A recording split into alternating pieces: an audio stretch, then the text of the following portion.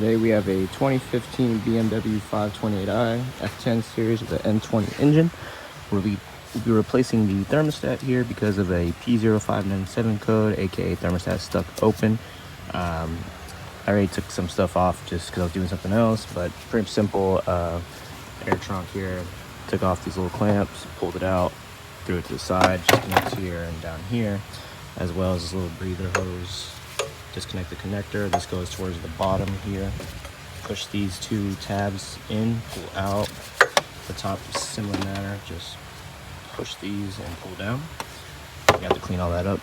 So it's gonna be a little different because I'm not just replacing the thermostat, I'm also gonna replace this hose that goes to the water pump, thermostat to water inlet. So I'm bringing it all out together. So I'll be disconnecting this line. I already disconnected this one. This is a new one actually. To replace this, so that's gonna be a little different, but if you're not replacing that, just take it off from this clamp here. So there's a connector here, just pull this little gray tab back, which I've already done, then pull it off, and I'm going to go ahead and take this out the way for now. It's gonna get in my way, I know it.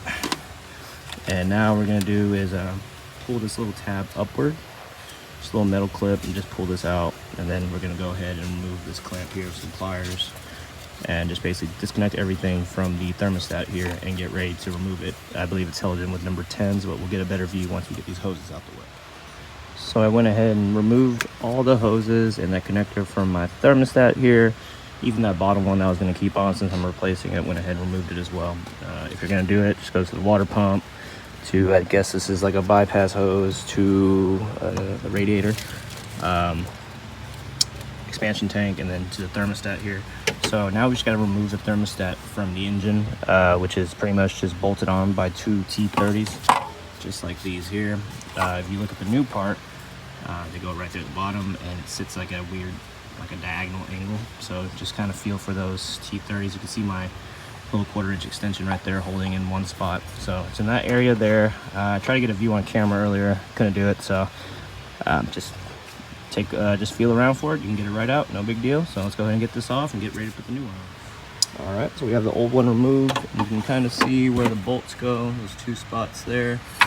So now all we gotta do is install the new one. And before I do so, I'm gonna lube all these up and put that bottom hose that goes to the water pump on first. And then from there, we'll be pretty much almost done. All right, also jumped the gun a bit, but I mean, if you took it off, you know where to go. So I pretty much put everything back in, new thermostat, those two T30s at the bottom. I lubed up these the fitting areas so these go in easily. So got the new hose for the water pump inlet to the thermostat, new expansion tank hose, and then these are all clamped down. So now all we gotta do is fill it with coolant. There's technically 3 bleeder valves, but really we only need to open 2, just this one and the one in the expansion tank, and just pretty much fill this up until it comes out, close it, and do the same with this side. These vehicles tend to allow air to get trapped in there, so it's very important to make sure you bleed it all out. So that's pretty much it, guys. So thanks for watching. Please like, subscribe, more videos to come.